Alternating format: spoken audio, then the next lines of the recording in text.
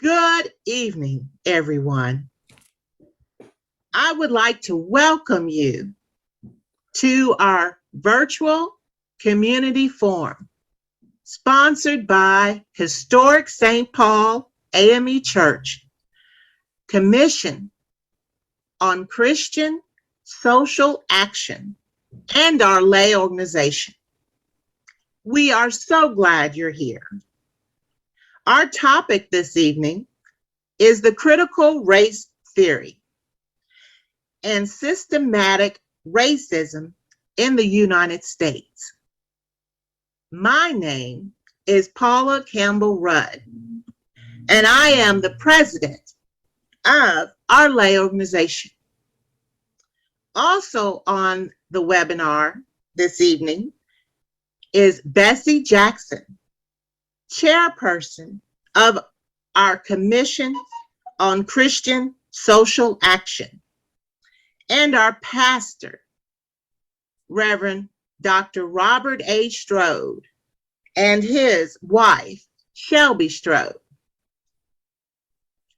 Now, at this time, before we get started with the program, I have a few housekeeping items for our webinar.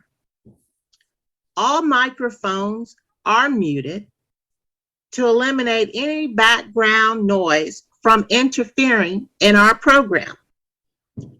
Please feel free to type any questions you may have in the Q&A tab. For our speaker, we will do our best to get to as many of those questions as possible during the Q&A portion of our program. That being said, we will begin our program with prayer by Myron Coleman, Pro Tem of our Steward Board and second Vice President and Chaplain of our lay organization. Let us pray. Father God, we thank you, Lord, as we come this afternoon. We give you the honor, the praise, and glory, God, for everything. We thank you for sustaining us through this day because you're God who loves us all. As we come this evening, Father, we ask that you would bless the speaker for this critical race forum tonight, Dr. Andrea Abrams. And we also, God, ask that you would bless our moderator and Senator for Kentucky, Reginald Thomas. We ask, God, that you would bless both of them as they come to speak to us. We thank you, God, for your mercy and grace. And we pray, God, that we will show and exemplify your love in everything that we do tonight. We give you the honor, praise, and the glory. And it's in Jesus' name we ask and pray it all. Amen. Mm-hmm.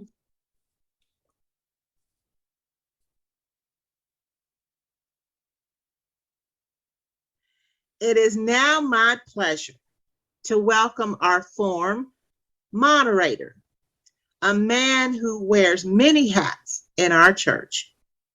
Among them are Pro Tem of our trustee board and member of our lay organization. I welcome our Kentucky State Senator representing Senate District 13, Senator Reginald L. Thomas. Senator Thomas will now introduce our forum presenter and proceed with our program. Senator Thomas? Paula, thank you for that fine introduction. And I want to tell everyone listening tonight that you are in for a real treat. We are so fortunate today or this evening to have one of the more popular and more sought after speakers in the state of Kentucky, in Dr. Andrea Abrams. I mean, everyone wants to have some of her time.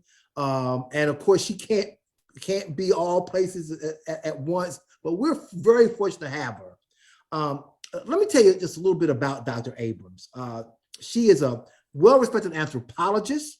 That's been her field of study. She received her undergraduate degree at Agnes Scott College in Atlanta, and then received both her master's degree and her doctorate degree at Emory University, also located in Atlanta. From there, she taught at several universities, including Spelman College in Atlanta and the University of Southern Mississippi. But we were fortunate to get her here in Kentucky in 2007 when she accepted the position at Centre College. And since that time, she has risen up the ranks, been promoted by Centre because they've seen in her what we all see in her, someone who's scholarly and someone who's well learned and very just very informative in what she provides to us. And just last year, she was promoted to the position of vice president at Centre for Diversity, Equity, and Inclusion. So she's now vice president there. In 2014, she authored a book entitled God and Blackness, Race, Gender, and Identity in a Middle-Class Afrocentric church. And I would encourage all of you, if you haven't read that book, to buy that book and read it. It's a very informative essay on the Black middle class in the church. And of course, we all, having grown up in the church, really understand how the church has influenced our lifestyle, I should say. Dr. Abrams, interestingly, comes from parents, both of whom are ministers, both her father and her mother. Her father, Reverend Robert Abrams, her mother, Carolyn, are both ministers, and comes from a family of 6 children. And I will say, without taking anything away from Dr. Abrams, that her sister, Stacey Abrams, we've all heard of. Her sister is one of the leading political figures in American government today, and is now running for governor of Georgia. And so we all should get behind her sister and support her sister financially and otherwise, to see that she achieves that very, very role in breaking down another glass ceiling and becoming governor of the state of Georgia. Having said all that, now it's time from Dr. Abrams. So Dr. Abrams, again, welcome. We're so delighted and so pleased to have you here this evening. And we're going to turn the discussion over to you now to talk about critical race theory, a very controversial topic that I dealt with quite extensively in the State General Assembly during the session which just ended. And I'm very interested, like everyone else, to hear your thoughts and views on that very controversial topic. Thank you for being here this evening. It's my pleasure to be here, and thank you for that very gracious introduction. I hope when I grow up, I actually live up to everything you just said about me. I really appreciate the invitation and the chance to talk with everyone, and the ways in which the church and this community has reached out to me leading up to today. So thank everyone for your graciousness and your kindness and your patience with me. So I'd like to start off by just kind of talking about what critical race theory is and what it isn't, all right? Critical race theory is an academic concept. It's about 40 years old. The idea is that racism is not just what individuals do, it's embedded in our institutions, it's systematic. And it really came out of some legal scholars in the 1970s and 1980s. Some of the top ones were named Derek Bell, Kimberly Crenshaw, Richard Delgado, who we thought, we see all of these disparities within our racial justice system. We see the disproportionate number of Black and brown people who are being incarcerated. These things are not happening by accident. They're not just happening now. They're not based on the fact that Black and brown people are culturally deficient, that we don't have the right value systems, that our family structure is to blame for this. There's racism embedded in the criminal justice system itself. If you look at the history of the prison system in the United States, when slavery was outlawed, it wasn't completely outlawed, was it? You are allowed to continue to enslave people by putting them in jail. And we saw when that happened that the people who were being put in jail, the numbers flipped. It was mostly white people being put in jail, and then it became mostly Black people being put in jail, because that's the way you could continue to enslave them.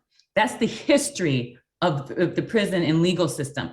And it's not an accident that it started that way, and you continue to see this happening now. They're saying if we're going to get to a more equitable legal system, we have to acknowledge that history and we have to begin to undo it. So it's really, CRT is about calling out the disparate racial outcomes that happen in our legal system. You have others beyond legal scholars who do CRT, sociologists, people who work in politics and humanities and social sciences also look at the ways in which the history of racism and the current systematic racial dynamics are affecting people's experiences right now. And that's what critical race theory is about. It's about intellectually and academically acknowledging this history so that we can undo that past and get to something that's more equitable. This is important, right? This is something that's happening with legal scholars, with sociologists.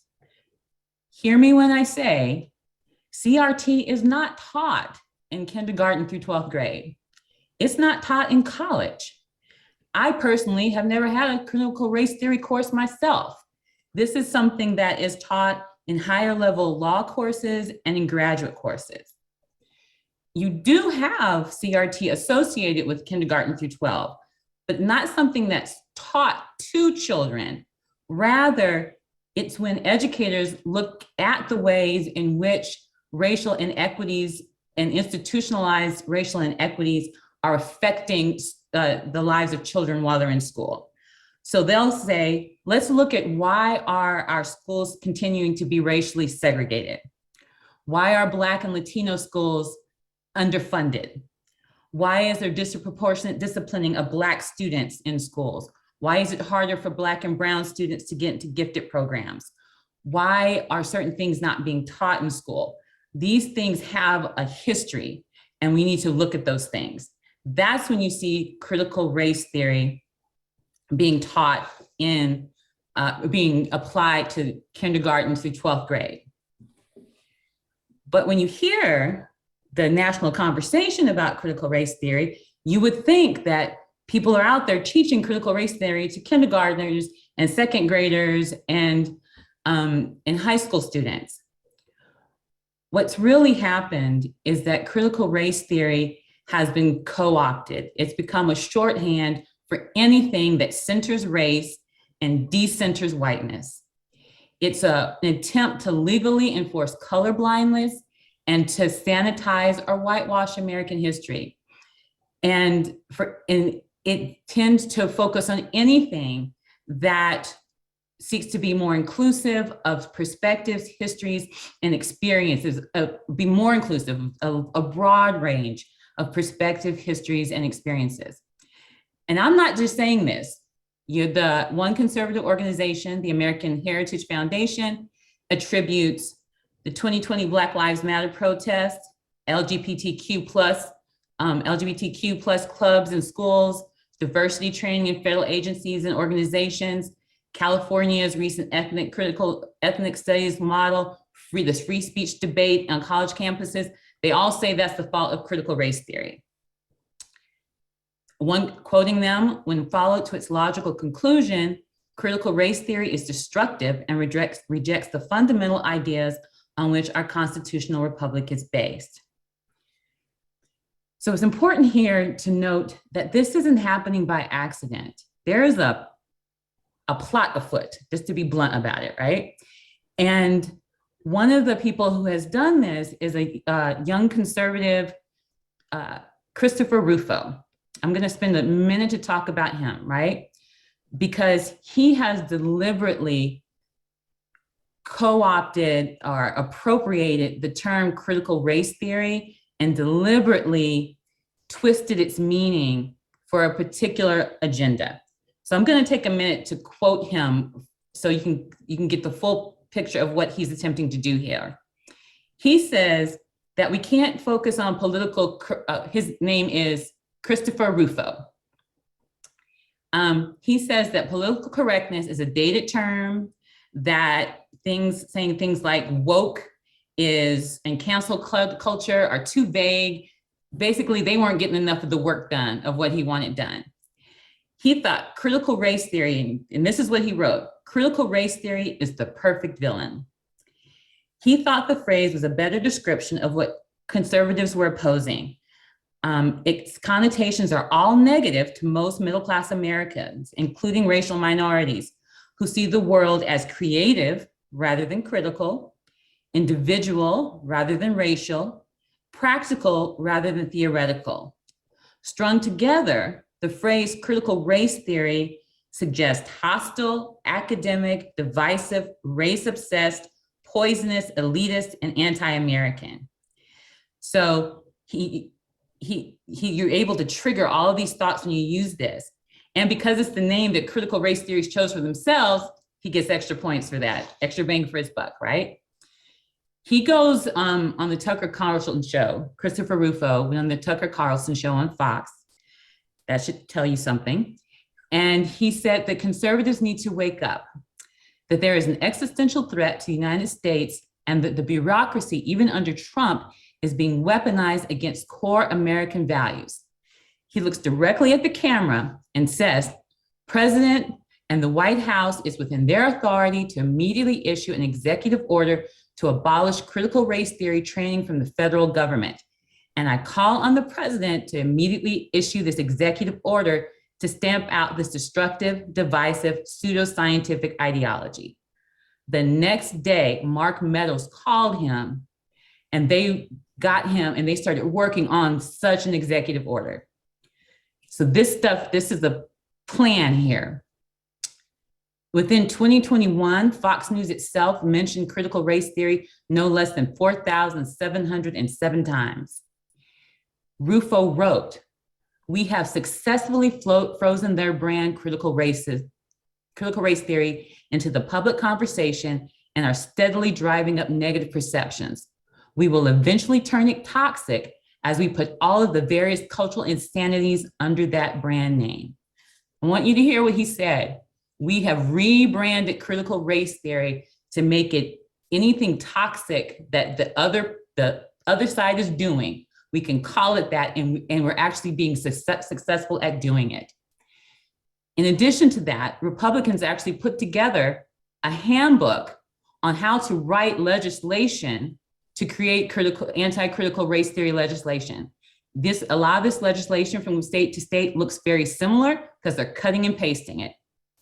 This is a very direct agenda to use critical race theory against folk. So why are they doing this, right? Why? Well, had a few things happen around then. Nicole Hannah-Jones' 1619 project came out and was really lauded in her work in the New York Times. This is the one where she talks about the slavery and really centered the role of race. George Floyd happened, the Black Lives Matter movement happened, and you also had some other things happening. Ibram Kendi wrote a book, How to Be an Anti-Racist, and Robin DiAngelo wrote a book called White Fragility. These had both academic and mainstream success. DiAngelo is a white woman who's basically calling out other white people and saying you need to, stop with your white tears and you need to intentionally work to be proactive in the work of anti-racism. Kendi defines anti-racism as it's not enough not to be racist. It's not enough not to say the N-word or not to be openly bigoted. You have to deliberately work to dismantle racism. It's not what you do, It's not what you don't do, it's what you do to further equity that makes you anti-racism. He also argued that racism is embedded in our institution and that the real work of racial equality is not to change individual minds or behavior, but to change those institutions, just like critical race theory has.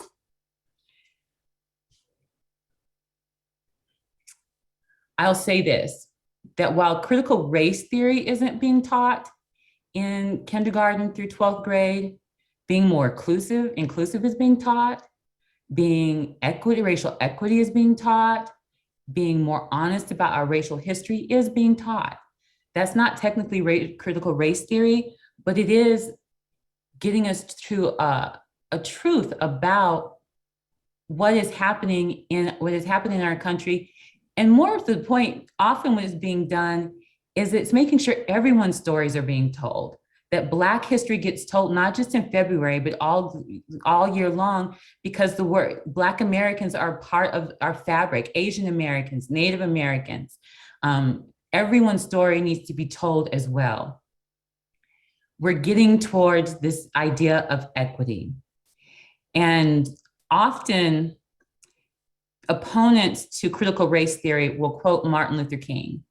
And they'll talk about his quote that we should be judged by the content of our character and not the color of our skin. And that is what we call equality. But before you can get to equality, you have to get to equity. Equality means each individual or group of people is given the same resources and same opportunity. Equity recognizes that each person has different circumstances and that and it allocates the resources and opportunities to reach an equal outcome. It acknowledges that we're not all starting at the same place. And you have to identify the barriers and exclusions in our policies and our structures and our norms that are creating that. We have to look at the fact that redlining back in the early 1900s created the inability for Black and brown people to build wealth through owning property. The immigration laws that cast brown people as being either dangerous foreigners or invaders, language you still hear today, is having an impact on people's lived experiences. The racist medical experimentation on Black men with syphilis and brown women who were forcibly sterilized has made vulnerable poor and Black communities wary of taking the COVID vaccine. The militarization of the police force that results in the over-surveillance and non-de-escalation leads to being shot while Black. That racist and sexist stereotypes render Latin, Hispanic girls invisible in the classroom while making Black girls hyper-visible and needing to be disciplined. We see the fact that we need to make this connection between our history and our present by what Harvard University did just this week. They have allocated $100 million to redress and research the ways in which their university has benefited from slavery and to seek to find ways to equal the playing field. So that these conversations are happening is very important. And it does mean that there will be some criticism of whiteness and particularly of white privilege. And that gets us to the final point I kind of want to go over. Often what happens is that people who are opposed to the teaching, they're not opposed to critical race theory, they're opposed to the teaching of race in school. They feel it's harmful to young children, particularly white children who may feel guilty or sad learning about racism and white privilege in the United States. But this argument ignores that Black and brown children do not have the option of not learning about these things, of not experiencing these things, that this is their daily experience. As one person said, if Black and brown children are old enough to live with racism, white children are old enough to learn about it. And there was a young man who said, the idea is that Black, brown, and white children should they should learn about racism in an equitable environment, that everyone is sharing the burden of having to undo this and having to learn about it.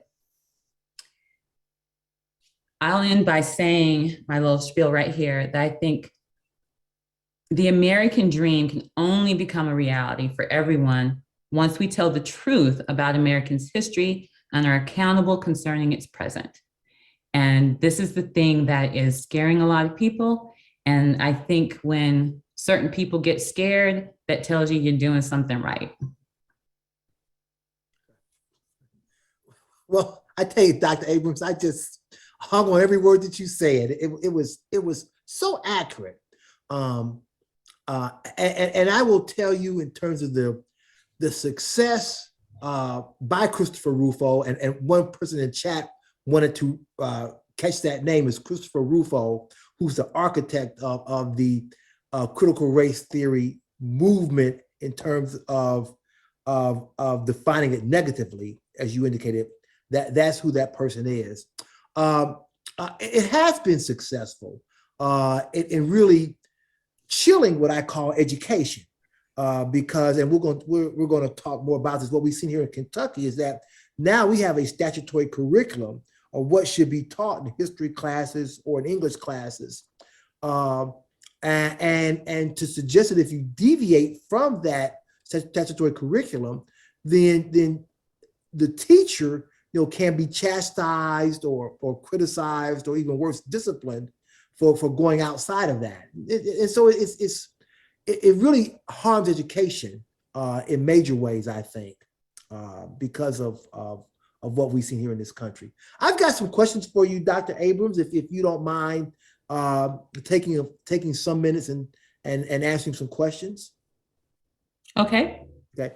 The first one comes from Jacqueline Triplett. I think it's a good place to start, because what Jacqueline Triplett asks is, what can we do to better serve in the capacity of unveiling the truth? In other words, talking about the truth without being accusatory but informative, to enlighten and bring comfort to a wounded people, to those Blacks who have suffered, at the expense of white privilege.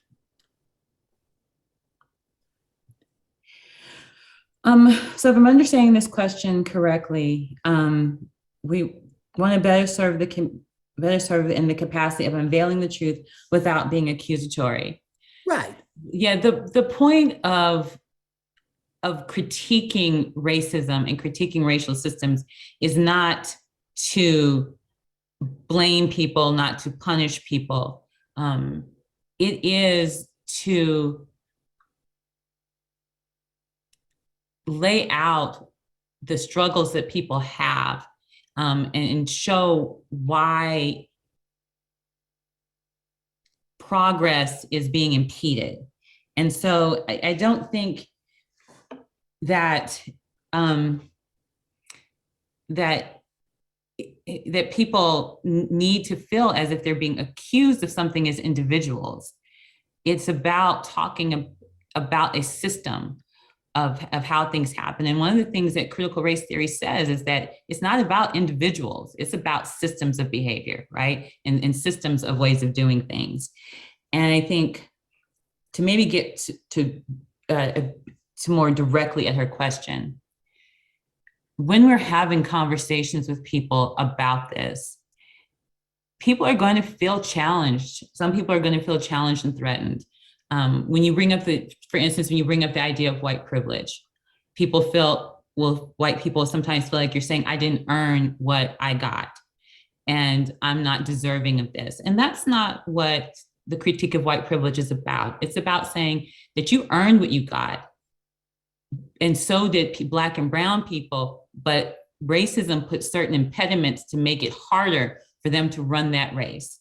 And it's acknowledging those impediments. And if we give people a chance to voice their concerns, if we listen to people rather than arguing, right? Because when you argue with people, people are invested only in being right and not really hearing one another. But if you really listen and try to respond to what that person is saying rather than making your point, then you can be less accusatory. Things might feel less accusatory. With that said, and maybe I'm just in a militant mood tonight, I do think that we need to be careful as Black and brown people of trying too hard to make other people comfortable with racism, making sure that they're not too upset. That's not our job, to make people not feel bad about racism. We didn't do the racism.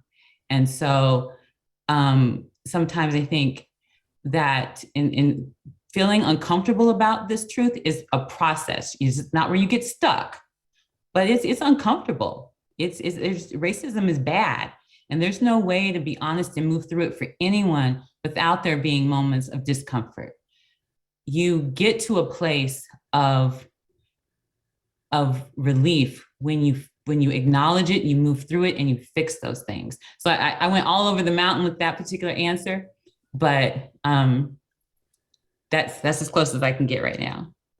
Well, see, the audience understands now, why you're highly sought after in this state, and how lucky we are to have you. The next question comes from our own pastor, Pastor Strode, who asked this question. We've heard a lot about how critical race theory is not taught in public schools, even though it's now banned in law by several states, including Kentucky, being taught in public schools. But Pastor Strode asked, at what age do you believe that critical race theory should be taught? So what I think that this question is getting at is kind of what the bill is getting at, that the bill is saying you can't talk about race in certain ways within the school system. And, I'm not really sure why a kindergartner needs to learn about slavery. You might want to learn about, it might be appropriate to talk about skin color differences and what they mean or don't mean. But I think in first grade, when you learn the basics of American history, if you're not talking about some aspect of other people, of the real experiences of Native Americans, of African Americans in the creation of the United States, you learn about that in first grade. And you learn about it on a first grade level. Nobody needs to have a Malcolm X speech in first grade, but you can learn the basics of the truth about American history. And sometimes that's enough. Sometimes it's not about, let's call out racism. Let's just tell the truth about all of the different people, the people of different colors who participated in creating what the United States was, and make sure that those voices are included. And that is enough to sometimes kind of unnerve people that you're doing that, because you feel like you're silencing other voices. If we talk too much about Sacagawea or Harriet Tubman, then we can't talk as much about Thomas Jefferson or George Washington. And I'm saying, okay, that's okay sometimes. Let's give everybody more of a voice in there. And that's what it would look like for elementary school kids, right? Okay, all right.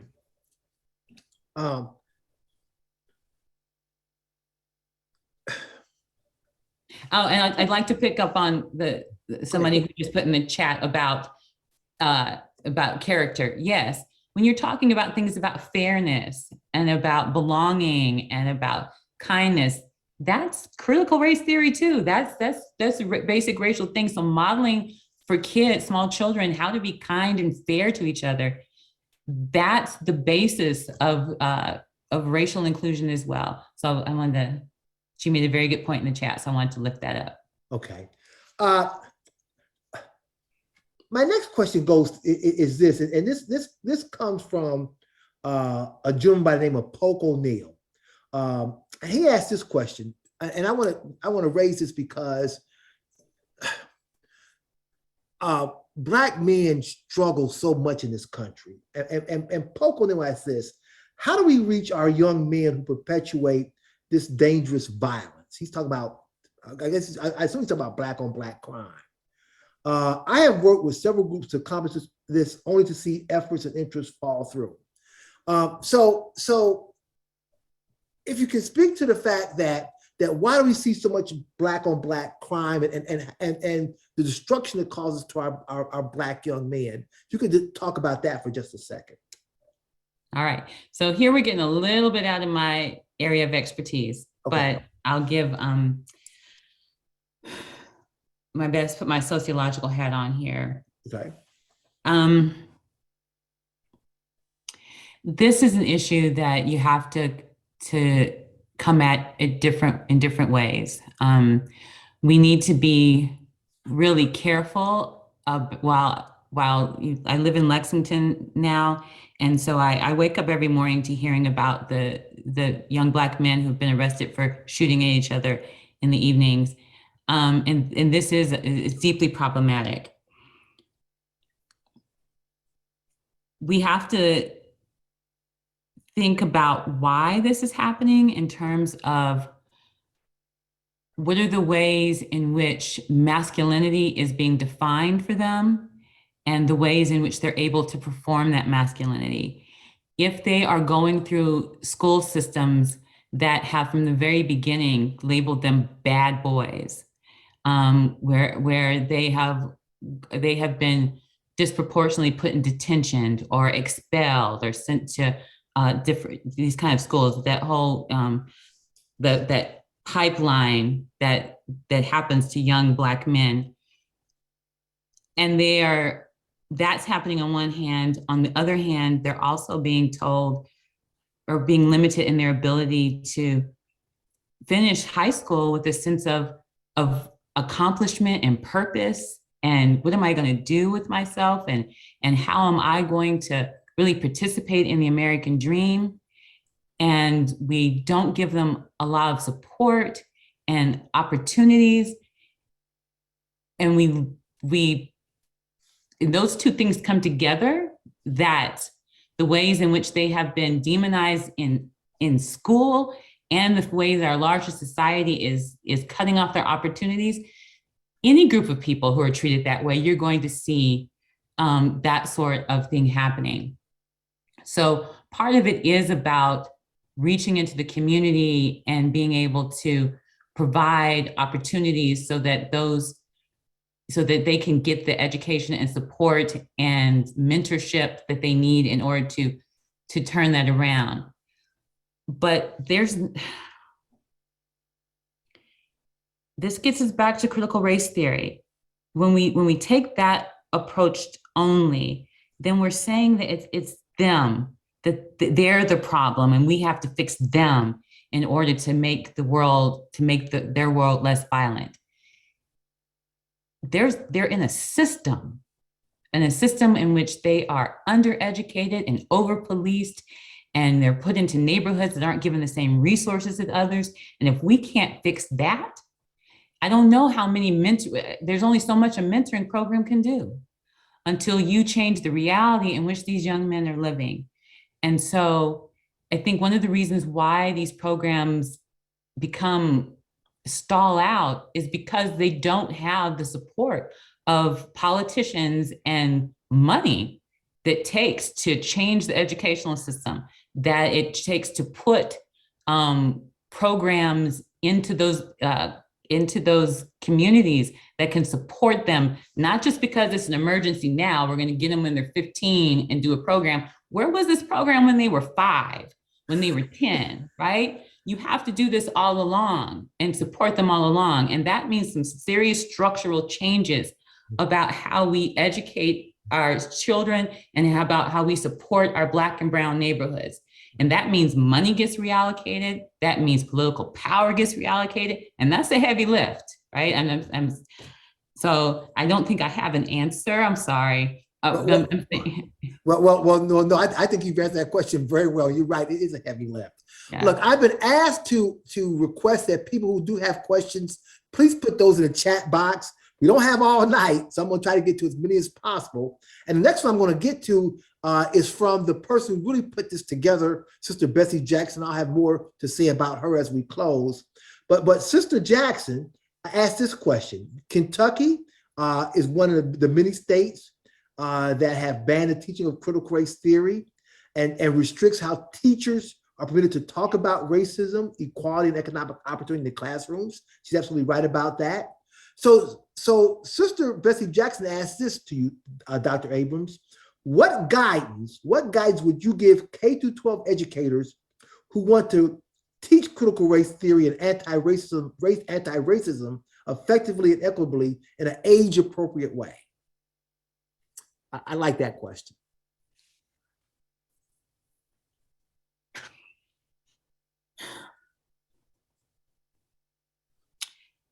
A lot of this legislation is intended to have a chilling effect. It's intended to scare people into not doing this. Yes. And so the advice that I would give is to resist, to go ahead and teach it, but that there needs to be, we need to have each other's backs as educators when we do this.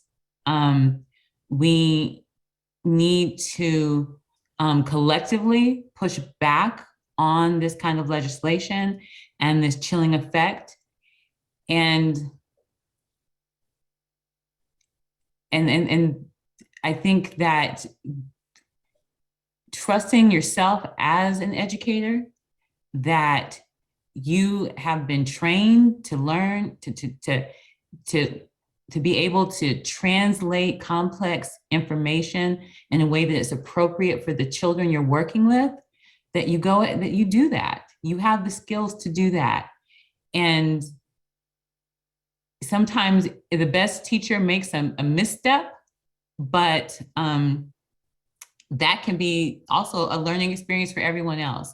So I think that teachers need to trust themselves, that they are the experts at what they do, and they need to have one another's backs, and we need to have senators and others to have their backs as well when these issues come up and when they get challenged. Okay.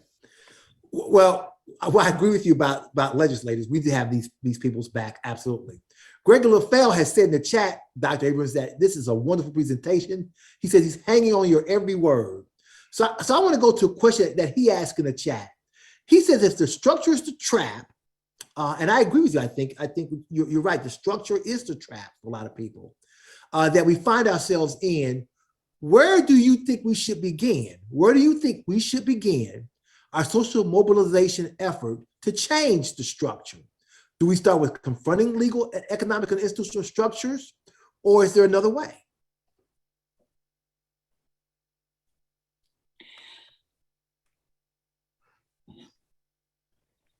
So I'm a sociologist, anthropologist, and I always have to answer questions in a complicated way.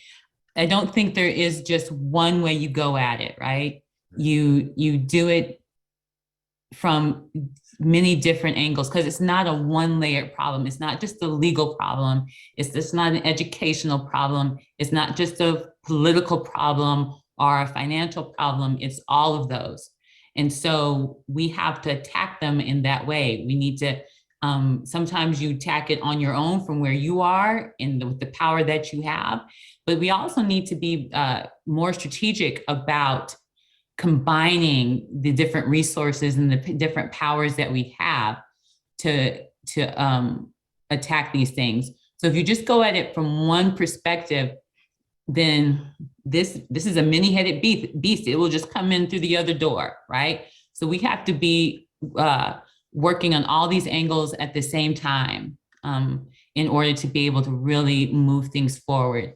When you look at, for instance, the civil rights movement, it was fought in the courts, it was fought in the church, it was fought in the local communities, it was fought in the school system, right? It was fought in the military. When all of these different lines of resistance started working together and each of them gaining momentum, that's when change happened. So I can't personally say where's the best place to go. I think sociologically speaking, you got to do them all at once. I hope that's answering his question. I think you answered it well. Trish Boquette, I hope I pronounced her last name correctly, asked this question. She says, now that we have these CRT bills that have passed, for example, Senate Bill 8 here in Kentucky, what what exactly does that mean to our future generations? Are they going to also bear the burden of not knowing our history? Like a lot of us were not adequately taught Black history when we were coming through school, at least in my generation anyway. It was very limited. Are we going to continue to see that for future generations? That's her question. I'm worried about that. I think that the reason these bills happened is because that kind of education was happening. People were getting a more diverse and inclusive education, and the impact of that was happening, that you saw not just Black and brown children, but white children being, taking as normal that things should be diverse and that many different people should be at the table. And we are still continuing to move the needle towards things becoming more fair and more inclusive. And to me, that's why this backlash is so strong, because those who would like to keep power in one little place and they have all of it, they were losing that. And that's why they're pushing back hard on it. And if they continue to gain ground, then yeah, I think that could happen. I think we could start to lose some of that ground. I worry about the fact that, my job is Vice President for Diversity, Equity, and Inclusion. At a certain level, my job is getting outlawed, right? You can't say diversity or inclusion or white privilege. I mean, what am I supposed to talk about? So these things and people like me at different places are important. We are part of that army of moving things forward. So I am deeply concerned that we don't push back on this and start to undo this, that we are going to lose some of the ground that we've gained. Okay. Ms. Vera Matson asked this question in light of everything that's been talked about today, and I'm really curious about your answer on this, because I have my own opinion. She asked this question. It's very simple but very powerful. She says, "What is the most urgent underlying issue you see with the system regarding racism today?" In other words, if we recognize that racism still exists, what's the most urgent underlying issue that we have to address, that permeates the racism that we see in our society today? Is it housing? Is it education? Is it poverty, for example? Is it the fact that people don't come out to vote, in which your sister's been a leading advocate on, getting people out to vote? What is the most underlying issue? So racism has never been about skin color. It's always been about power. And skin color has been used as a proxy to allocate power to some people and to deny it to others. And we live in the United States of America, which is a capitalist country. If we don't find a way to more equitably distribute resources to people, I don't know how we do anything about racism or sexism or anything else. When you've got people who poverty it doesn't happen on accident. Poverty is created. Poverty is on purpose. And one of the ways in which poverty gets perpetuated is through things like racism and sexism. And in turn, helps to create those things. So I would say we need economic equity. Our political system runs on money. Your access to health care runs on money. Your access to education runs on money. There is no way for us to get any kind of real equity when there are people deliberately being kept poor, deliberately being denied a living wage, deliberately being put in a place where whether you go to the hospital or you eat is an actual question. I just don't see how we solve any problem while we allow that to persist. My next question is from a Nikki Anderson, who asked this question, and I'd be interested in your thoughts on this. She says that she teaches at a small private business college. I guess in some respects, like Center College, it's a small private liberal arts college, not a business college. But again, Ms. Anderson says she has a lot of freedom in developing a course in English and humanities. So she'd be interested in your thoughts of how she can develop a curriculum that really talks about critical race theory in the way that Nicole Hannah Jones has espoused in her 1619 project. So can you What phrase that one more time? what Ms. Anderson is saying that she wants to develop a course that talks about critical race theory. Mm-hmm. How does she go about doing that? Well, and she teaches history or what? Well, she says she has a lot of freedom Okay. in English and humanities. She teaches courses in English and humanities Gotcha. at the small private business college. So again, what critical race theory is about acknowledging the history and the ways in which inequity is embedded in the systems that we live in. So when you look at something like the English and the humanities, and you see that certain voices aren't there, why aren't they there? Why aren't there more international voices or more Black voices or more brown voices? Having your class really look into that and ask those questions and think about, well, how do things change when we include those voices? That's critical race theory, right? That's doing critical race theory, is really looking at what does it mean to learn English when you include Black authors and Native American authors and Latino authors and LGBTQ plus authors, right? And how is English lessened when those voices aren't there? And how does this fit into our larger discussion? Actually, that's enough. Right there is enough. That's a whole semester right there that you can do, and you're doing critical race theory. Okay.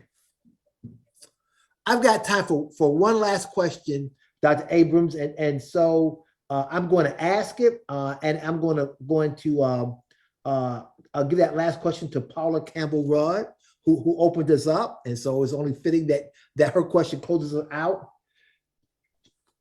Her question essentially asks this, and I'm going to paraphrase it.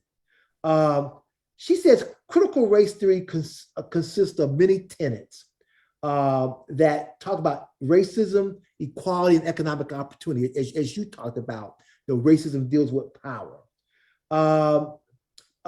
She wants to know what tenets,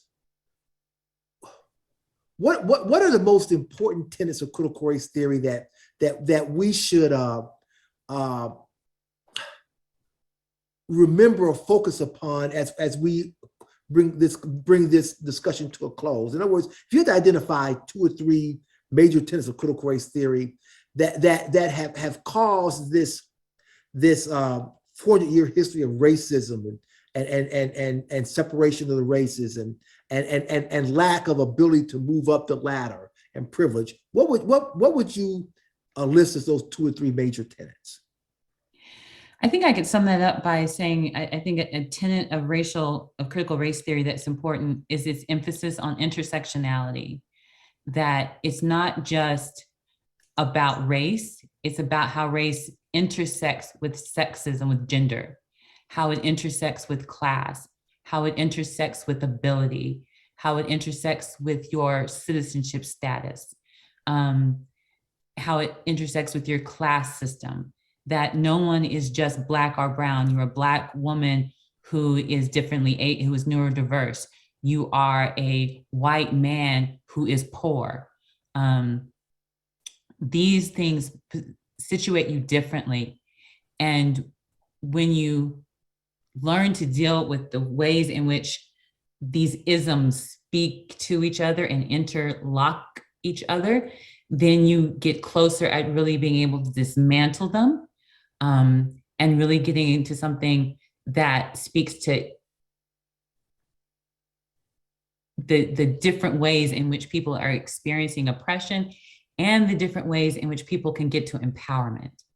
When people are empowered and know their history, and they can see themselves reflected in the books that they read, in the classes that they take, in the judges that sit on the courts, that the police officers that are in their community, the doctors that they're at their hospitals, then that is a huge social shift that's impact is terribly important. So dealing with the complexity, the intersectionality of who we are as a people, and being able to not only call out the things that are wrong and are oppressive, but also to celebrate the things that are powerful and good, and the ways in which we become even more empowered, is a really important aspect of critical race theory that we should hold on to. Okay. Dr. Abrams, it's almost 7 o'clock, but I've been asked if you'd be willing to take just a couple more questions. Again, I want to be mindful of your time, but it's certainly up to you. Of course, I'm happy to. Okay, but let me ask this question, and this question comes from Amber Robinson. It's in our chat, and she says, "How do you get to the narrative of the CRT of critical race theory as a boogeyman, or how do you get that narrative to change when it already has been so ingrained as something negative in our society?"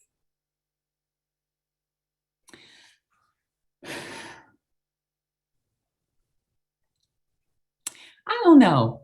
And this is one that I've kind of struggled with. I think maybe I'm in the wrong field for this, but the fact that it didn't get ingrained on accident. It was a deliberate political move. Why can't we take it back? Why can't we reclaim it? We've reclaimed other words, right? We've reclaimed Blackness. We've reclaimed words, like political correctness. Being black and proud, being brown and proud, red power. People have reclaimed these things. Maybe we reclaim it. One of the things we need to do is really resisting when they lie about what it is. and allowing them to define things as critical race theory that aren't critical race theory. And that we insist that people make corrections in the newspapers and in our television programs about that we get out there a larger bullhorn. Maybe I'm the one who should do it, but somebody needs to write a book on this or to really get this message out. So I resist the idea of giving in and saying they won.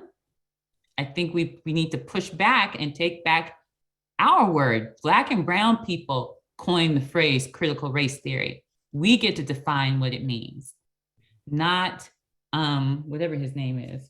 Christopher Rufo. Rufo, yeah. And on that point, Dr. Abrams, I thank you so much. You've been very generous and very informative and educational in your discussion this evening. And again, I say we're just so fortunate to have had some of your time, and thank you so much. I'm now going to introduce our pastor, but before I do that, I have to give a shout out to Sister Bessie Jackson, because this was her idea. She first brought this to my attention, I want to say as far back as September, before the session began, and saying she wanted to do something on this and how to put together a program. And we talked about having you, and we reached out to you and couldn't work it out the first time, but we got you here today. And so, Sister Bessie Jackson, thank you for your creativity and imagination, and most importantly, being a visionary. in seeing the value of this program. So I thank you. And also I want to extend you a happy birthday. Just happened we're doing it on your birthday today. So it's a double treat with you. And having said thank you to Sister Bessie Jackson, my own pastor, Reverend Strode, and friend from high school. We grew up together. So my pastor is my close friend as well. Reverend Strode, please come in. I'm going to have you provide us with closing remarks. Thank you, Senator Thomas, and to you and your lovely wife. We thank God for you. I enjoyed listening to Dr. Abrams. Thank you, Dr. Abrams, for that presentation today. And thank you for all the questions. On behalf of Sister Strode and myself, we're saying happy birthday to Sister Bessie Jackson as she celebrates her birthday today. And we thank the commission, the social commission that took place with this forum that we've had today, as well as the lay organization, Sister Paula Rudd. Thank you all for such a marvelous presentation today. I enjoyed it, and I am I'm very critical about how many times we allow our history to keep us from being where we ought to be in our relationship with our own history.